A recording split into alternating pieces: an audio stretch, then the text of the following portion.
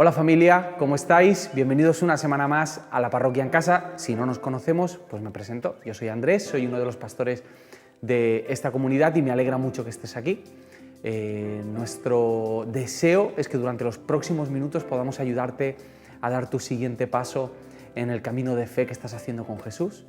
Y lo hacemos de diferentes maneras. Hoy vamos a hacer una actividad distinta, normalmente comparto yo u otra persona, pero hoy vamos a tener una conversación entre Itiel Arroyo, al que algunos de vosotros conocéis, y yo también, y vamos a estar hablando acerca de la alegría. Pero ahora os cuento eso. Cosas que os tengo que decir y que son muy importantes. La primera, y es que la semana que viene, el domingo 14 de marzo, volvemos a reunirnos los domingos. Volvemos a abrir la parroquia, además justo un año después de haber cerrado por el estado de alarma, así que nos alegra un montón volver a empezar y hay algunas cosas que tienes que saber antes de que nos reunamos. Solo tenemos el 50% del aforo disponible. Eso quiere decir que tenemos que llevar un registro de la gente que va a venir.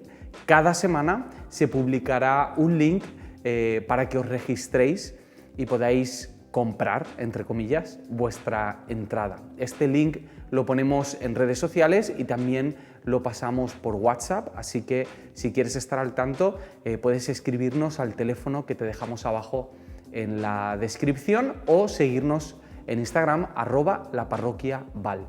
Lo siguiente que quiero deciros tiene que ver con lo que hablamos el domingo pasado. Como recordaréis, nos comprometimos para ayudar al pastor Ángel Manuel en Canarias, que está atendiendo a los refugiados que están llegando a Fuerteventura, y hemos recaudado durante esta semana 1.130 euros, cosa que me alegra un montón que podamos servir al reino de este modo, así que gracias por estar ahí, gracias por estar atentos a esto y gracias por movilizaros todos para apoyar en esta misión. Seguimos adelante y seguro que vamos a encontrar otras maneras de servirles a ellos y también otras maneras de servir en nuestra propia comunidad. Una vez dicho esto, vamos a pasar a la conversación que vamos a tener con Itiel acerca de la alegría. Os quiero leer antes el pasaje del que vamos a estar leyendo, ¿vale? Está en Filipenses, capítulo 1, desde el versículo 12 hasta el 18. Quiero que sepáis, hermanos, que la causa del mensaje evangélico ha sido favorecida con esta situación mía. No solo la Guardia Imperial en pleno, sino todos los demás han visto claramente que Cristo es la única razón de mi encarcelamiento. Es más, mi prisión ha fortalecido la confianza en el Señor de buen número de hermanos que ahora se atreven a proclamar la palabra con más valentía y sin temor. Es verdad que mientras unos anuncian a Cristo con rectitud de intención, a otros los mueve la envidia y la rivalidad. Aquellos lo hacen por amor, sabiendo que yo he recibido el encargo de defender el mensaje evangélico. Estos otros, en cambio, al anunciar a Cristo, se dejan llevar de la ambición y de turbios intereses, pensando que con ello hacen más dura mi prisión. Pero ¿qué importa? Con segundas intenciones o sin ellas, Cristo es anunciado y eso es lo que me hace y seguirá haciéndome feliz. No sé si conocéis a Itiel, supongo que la mayoría sí. Es predicador, nos ha visitado más de una vez aquí en la parroquia, es alguien de la familia y creo que es alguien que a día de hoy tiene mucho que decir para la iglesia hispana. Y tenemos la alegría de poder compartir este ratito con él y hablar de un tema tan importante como este. Así que, ¿qué os parece si dejáis las distracciones a un lado, si cogemos aire y ponemos toda nuestra atención en los próximos minutos? Itiel, bienvenido a la Parroquia en Casa. ¿Cómo estás? Muy contento de conectar contigo, Andrés, y contento de conectar con la parroquia, aunque preferiría estar ahí disfrutando de una buena paella. No, y nosotros, tío, de que estuvieses aquí, que por cierto volvemos a abrir la semana que viene. Celebramos el aniversario de la pandemia, justo el mismo fin de semana, tío. Así que... Pues tengo ganas de buscar una excusa y aunque sea de forma ilegal, llegar allí y estar con vosotros. Que va. Damaris y yo queremos veros, ¿eh? Sí, lo sé. Que por cierto, os habéis mudado. Nosotros os habíamos propuesto que os mudaseis a Valencia. Yo de vez en cuando le mando a Damaris precios de pisos pero no le han convencido. ¿Dónde Me está? me lo cuenta, pero tengo que decir que los suegros tiran mucho, Claro, tiran tío. mucho. De momento estamos en Bilbao, que es buena excusa también para invitaros a que paséis unas vacaciones en el norte, que eso está muy poco valorado, pero cuando vienes aquí en verano te enamoras. Sí, mis primeras vacaciones con Bonnie fueron en el norte, tío, y nos encantó. Obvio, obvio. No hay más que decir, no hay más Sí, que sí. decir entonces. Bueno, quería hablar contigo acerca de la alegría, que me parece que es un tema muy importante y creo que en esta época es como un ancla al que creo que hay que recurrir de vez en cuando, porque sin querer entramos como en ciclos de tristeza eh, o de algo muy parecido a la tristeza, aunque no nos guste llamarlo así. Y antes de hablar de la alegría, me gustaría que pudiésemos hablar de la tristeza muy brevemente, porque siento que es una de esas cosas que no se pueden decir en la iglesia o que están estigmatizadas en la iglesia. Yo recuerdo que incluso yo mismo, como pastor o como líder, a veces cuando alguien me ha dicho que estaba triste, yo le he soltado un versículo rápido para que se le pasase la tontería, ¿no? Desde mi punto de vista en aquel momento. Y creo que no está bien vista. ¿Por qué crees que en la iglesia la tristeza no está bien tratada o no nos acercamos correctamente a ella? Bueno, es muy buena pregunta y seguramente podríamos hablar 20 minutos solo de esto, pero pienso que gran parte de la responsabilidad es de los predicadores, que tenemos cierto complejo a la hora de abordar temas que claramente la Biblia los aborda constantemente en sus páginas. Temas como la tristeza, el miedo, el sufrimiento. Tenemos miedo a afrontar esto porque si lo predicamos, en cierto modo también tenemos que predicárnoslo a nosotros y entrar en esas áreas de nuestra vida que no nos gustan. Por eso los predicadores huimos de esos temas generalmente. Pero la Biblia está llena de tristeza. Sí. Personas que transitaron por ahí. Y creo que la tristeza es no un buen lugar, creo que es un lugar a través del cual tenemos que pasar, pero no debemos quedarnos a vivir allí. La tristeza, de hecho, forma parte de la vida y creo que puede catalizar transformación. Y creo que la Biblia habla mucho de esto y merece la pena estudiarlo. Esta semana, tío, en Academia de la Biblia, que tú has dado alguna vez alguna clase, dio una clase Marcos Vidal.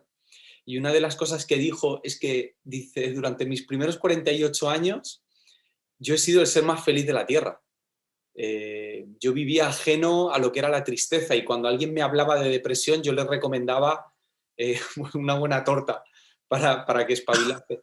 Pero dice que en los últimos 5 años ha vivido algo, no sabe si tristeza, o sea, si depresión, pero algo muy parecido a ello. Y ha encontrado en la palabra una fuente de gozo, que es algo que ha descubierto en estos últimos años. Y esta semana, hablando contigo por teléfono, me decías lo mismo acerca del libro de Filipenses y que últimamente estaba siendo una fuente de gozo para ti. Y me gustaría que me contases un poco acerca de eso y cómo te estás acercando a la lectura de esta carta.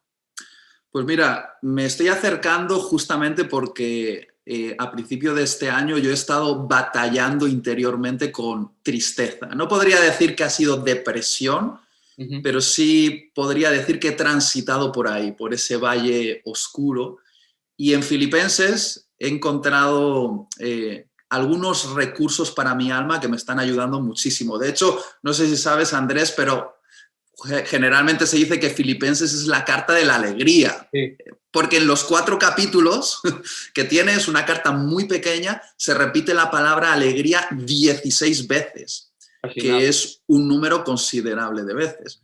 Y lo interesante de esta carta es pensar en su contexto, cómo Pablo la escribe. Obviamente, primero, desde una situación de honestidad, porque Pablo, cuando estaba escribiendo la carta a los filipenses, no pensaba que estaba escribiendo la Biblia, pensaba que estaba escribiendo una carta a gente importante que vivía en Filipos, donde él había plantado una iglesia unos años antes. Entonces él está hablando con honestidad y eso es lo que más me impresiona, que es una carta honesta y está cargada de gozo y alegría cuando él la está escribiendo en el contexto de un arresto domiciliario. Según los teólogos, Pablo se encontraba en ese momento en Roma, encarcelado, probablemente encadenado de pies y manos a un guarda romano, y para hacer cualquier cosa, Pablo tenía que pedirle permiso para comer, para dormir, para hacer sus necesidades.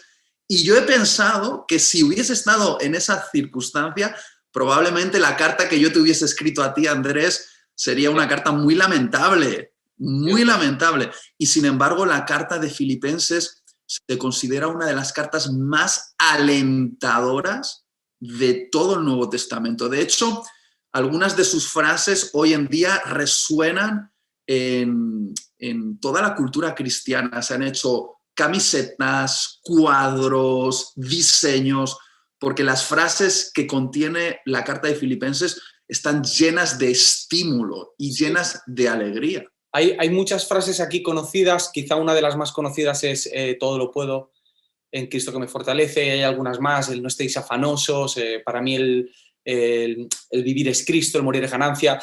Estas frases son muy importantes en nuestra cultura, pero también se pueden convertir en un cliché bastante insulso, ¿sabes? Como sin sabor, sin un sentido detrás, si solamente los leemos y no nos dedicamos a hacer una lectura un poquito más profunda del pasaje, o lo que tú decías, ¿no? Ver cuál es el contexto de Pablo. ¿Cuál crees tú que es el secreto de la alegría de Pablo? O sea, ¿por qué Pablo en medio de esa situación logró decir estas cosas que escribe? Pues respondiéndote rápidamente y después intentando explicarte el por qué digo esto, la respuesta sería que Pablo tenía una mente sana.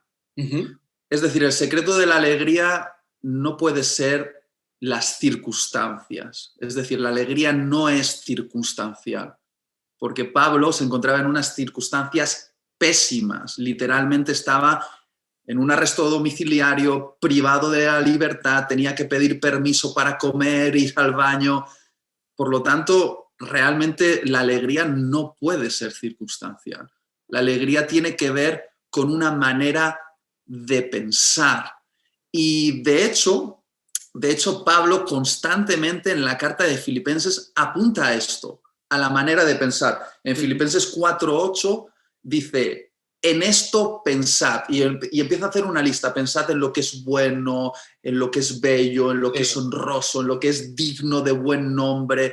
Empieza a hacer una lista de cosas en las cuales él aconseja a los filipenses que deben pensar. ¿Por qué? Porque realmente el secreto de la alegría está ligado a nuestra forma de pensar. ¿Cuánta tristeza ha sido provocada por pensamientos torcidos o enfermos que tienen que ver con nuestra mente rota a causa del pecado? ¿En cuántas prisiones invisibles nos hemos metido? Prisiones de amargura o de ofensa o de depresión a causa de una forma de pensar equivocada. Entonces, realmente la respuesta a tu pregunta es esa. Pablo tenía una forma de pensar saludable y de ahí brotaba su alegría, no de las circunstancias, sino de la manera en la que pensaba.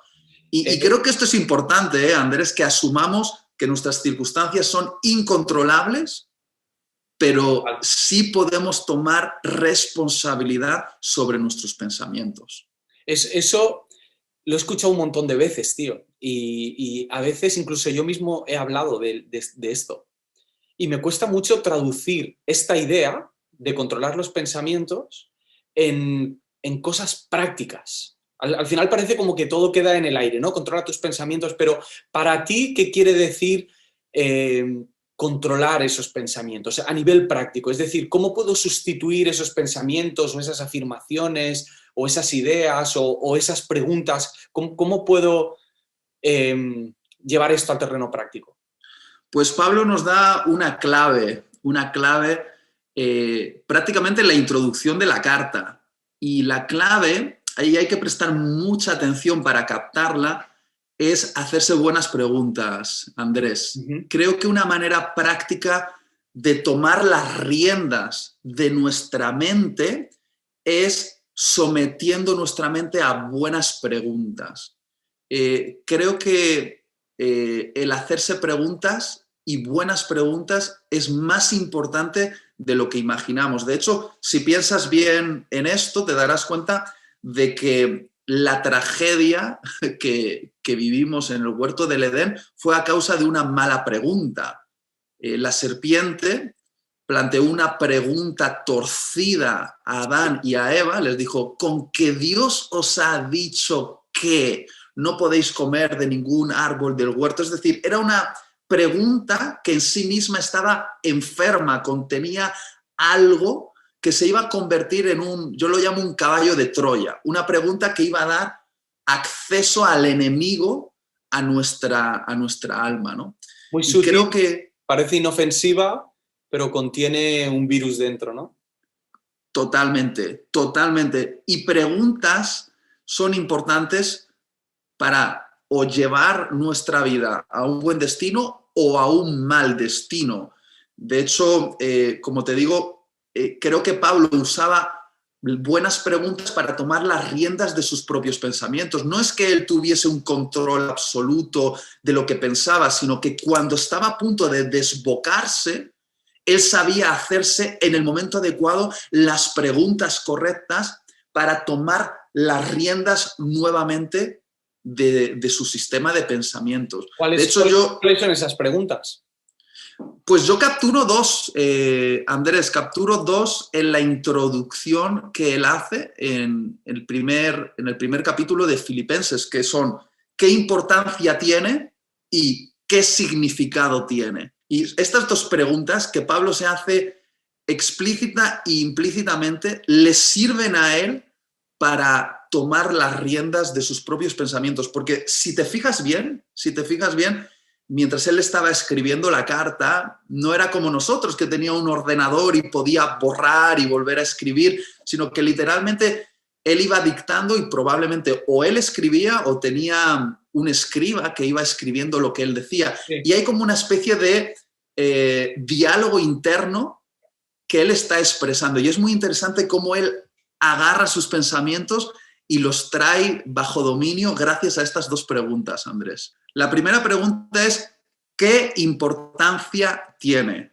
Del versículo 18. Vale. De hecho, en esta pregunta llegamos a ella porque en los versículos 15, 16 y 17, Pablo está hablando acerca de un montón de personas que están aprovechando la circunstancia en la que él se encuentra para ganar ventaja. Es decir, mucha gente que sabe que él está encarcelado, metido preso, y que se estaban aprovechando de esa circunstancia para ganar ventaja y estropear parte del trabajo que él había hecho o robarle notoriedad. Y entonces Pablo empieza a relatar en el 15, 16 y 17, empieza a decir, mira, han hecho esto y están aprovechándose y tal, y de repente, en el versículo 18, Pablo para sus pensamientos y dice, espera, pero ¿qué importancia tiene?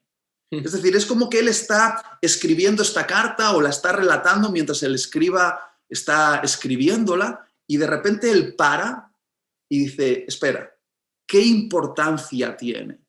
Y de repente él mismo se responde y dice, en realidad no tiene ninguna importancia. Porque lo que realmente es importante, que es la extensión del evangelio y que el reino de Dios crezca y se haga fuerte, está ocurriendo. Sí. Entonces, Pablo se hace una pregunta y reevalúa las cosas.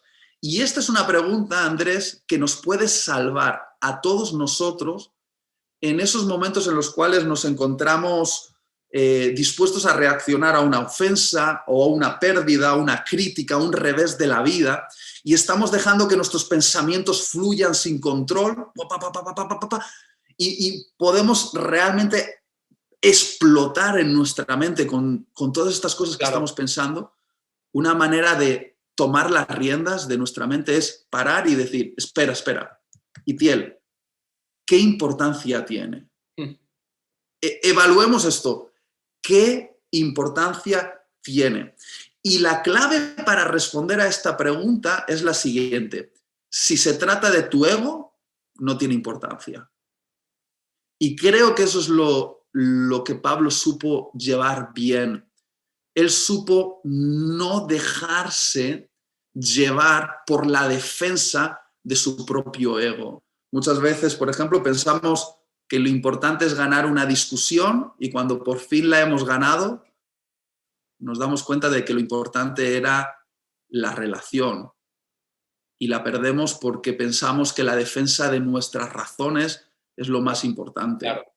Y a mí me ha pasado muchas veces, pienso, Andrés, que lo importante, ¿no?, es llegar a la cima y lograr un éxito, y cuando por fin estoy en la cima y he logrado el éxito, me doy cuenta que lo realmente importante era no llegar allá arriba solo. Sí. Y Hay una frase, me ha recordado una frase de Jim Carrey que dice: ojalá todo el mundo fuese rico y famoso para que se diesen cuenta de que eso nunca les va a hacer felices. buenísimo. Y creo que esa frase perfectamente podía haber dicho Pablo, porque Pablo constantemente hablaba acerca de que su ego, su yo, no era un asunto importante. De hecho, en Filipenses 3:7, él dice, ¿cuántas cosas eran para mí importantes? Sí. Y ahora las estimo como pérdida, como basura. La palabra en griego es como estiércol. Y empieza a hacer una lista. Mi nacionalidad judía, ego. Mi posición social como ciudadano romano, ego. El haber estudiado en los pies de Gamaliel, ego. El haber sido el mejor persiguiendo y matando cristianos, ego, ego, ego. Y todo eso ya no me sirve para nada si lo comparo con el hecho de haber sido conocido por Cristo y poder conocerle a Él. Y creo que esta es la clave, Andrés, Decías una cosa, tío, que no quiero que pase desapercibida, y es que la pregunta es muy importante. ¿Qué importancia tiene esto que estoy viviendo, ¿no? Pero el gesto de antes también lo es, parar. O sea, hacer ese stop, y tenemos un ritmo de vida que nos permite pocos parones, pocos paréntesis y pocos Kit Kats, ¿no? Para reflexionar y saber si lo que estamos viviendo es importante. Simplemente nos dejamos llevar por ese ritmo y al final nunca encuentras el momento para hacerte esa pregunta. Sí, la primera pregunta es ¿qué es realmente importante? Y la segunda, Itiel, era ¿qué significado tiene, ¿no? ¿A qué te ¿Qué refieres significado tiene? Bueno, pues esto lo encontramos en el versículo 14. No es tan explícito, pero la pregunta queda ahí implícita si la sabes leer. Porque Pablo empieza a relatar la situación en la que se encuentra. Pero él no dice, mira, me han traído aquí porque estos judíos me han traicionado o porque el imperio romano es muy malo y me ha traído aquí. Es decir, Pablo no juega a eso de ser una víctima, sino que le da la vuelta y se hace una pregunta. Bueno, estas cadenas que tengo puestas en mis muñecas y en mis pies, ¿qué pueden significar? Y lo interesante es que en el versículo 14 él dice algo que a mí me sorprende muchísimo. Él dice, estas cadenas significan algo. Estoy aquí por la causa de Cristo y mientras estoy encadenado, mis cadenas están inspirando a otros cristianos alrededor del mundo para que vivan su fe con valor. Sí. Es decir, Pablo, en vez de ver sus cadenas como un limitante, las vio como una inspiración para otros. Y es cierto que Roma encadenó a Pablo a un guardia, pero Pablo le dio un significado a sus cadenas que le hizo vivir como el hombre más libre de toda Roma. Algunos podrían pensar que Pablo era una persona privada de libertad, pero si había un hombre libre en toda Roma, era Pablo. Porque Pablo le dio significado a sus cadenas. Y esto es algo que me gustaría decir a todos los que me estén escuchando ahora. Lo que te pasa está fuera de tu control, pero darle un significado eterno es nuestra responsabilidad y es algo que sí podemos hacer. Podemos darle un significado. Mira, pienso mucho en Viktor Frankl, que era un psicólogo judío que sobrevivió a los campos de concentración de los nazis.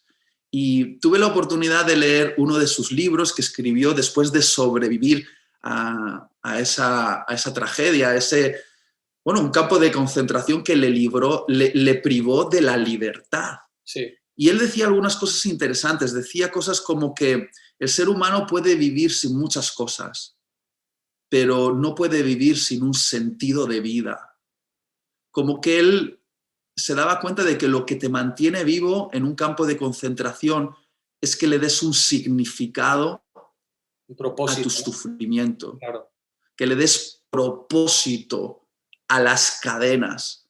Y creo que Pablo fue capaz de hacer esto, le dio propósito a sus cadenas. Porque cuando no encuentras un significado a lo que estás viviendo, cuando no le pones propósito, entonces te distraes con el placer. Eso lo decía Viktor Frankl, decía que una vida carente de sentido es una vida que se distrae con el placer. Y me doy cuenta de que justamente en esos momentos donde yo percibo que estoy perdiendo el propósito, que no soy capaz de ver que lo que me pasa tiene un significado eterno más allá de mí mismo, que es más grande que yo, empiezo a encadenarme a las cosas equivocadas, me empiezo a encadenar al placer sexual o a la comodidad o a comer demasiado o a dormir mucho. Bueno, cada uno sabe qué placeres les gusta más. Y creo que encadenarte al placer es consecuencia de no estar encadenado a un propósito eterno. Y tenemos que elegir bien nuestras cadenas. Si nos encadenamos al placer o nos encadenamos al propósito.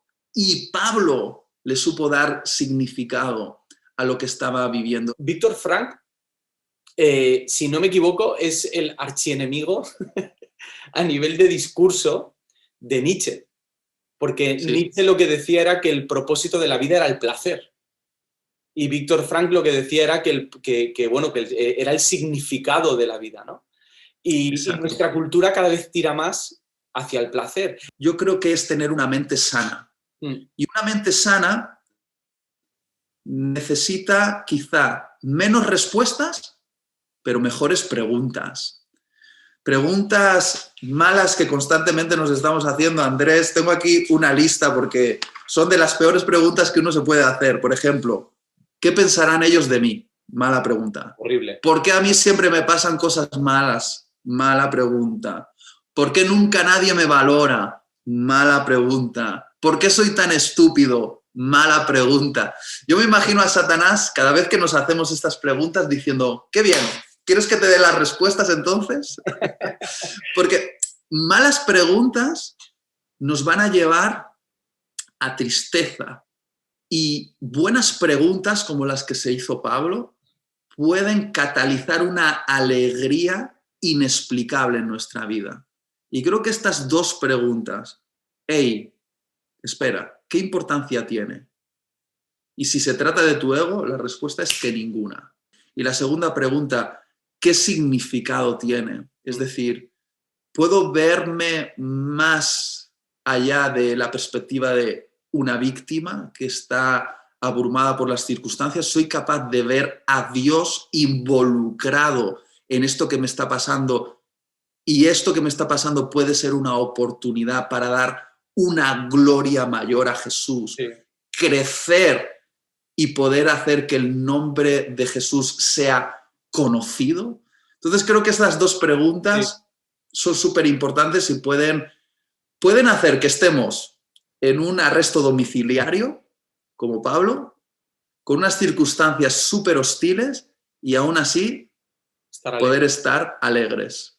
Es una alegría ridícula. Una alegría ridícula.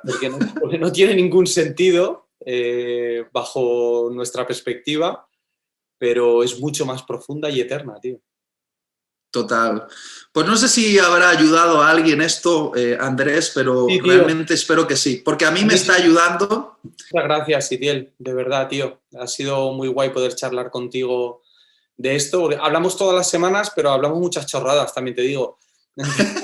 Entonces, tener un tiempito así ha estado muy guay. Te voy a pedir una cosa, Itiel, para terminar, y es que ores por la parroquia y nos despedimos.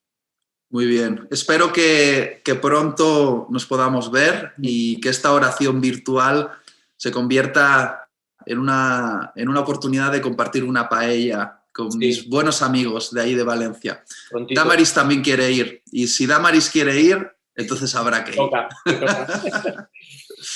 Bueno, voy a orar. Muchas gracias, Jesús, por el ejemplo de Pablo.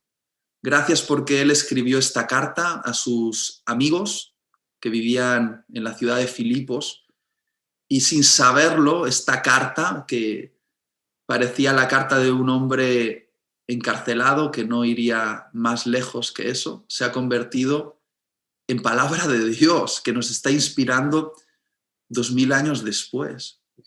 Señor, pensar en esto me vuelve loco, porque si Pablo no hubiese estado encarcelado, no hubiésemos tenido la oportunidad de tener esta carta. Y la tenemos. Y la tenemos llena de gozo y llena de significado. Porque Pablo sabía qué era importante y qué significaban sus cadenas.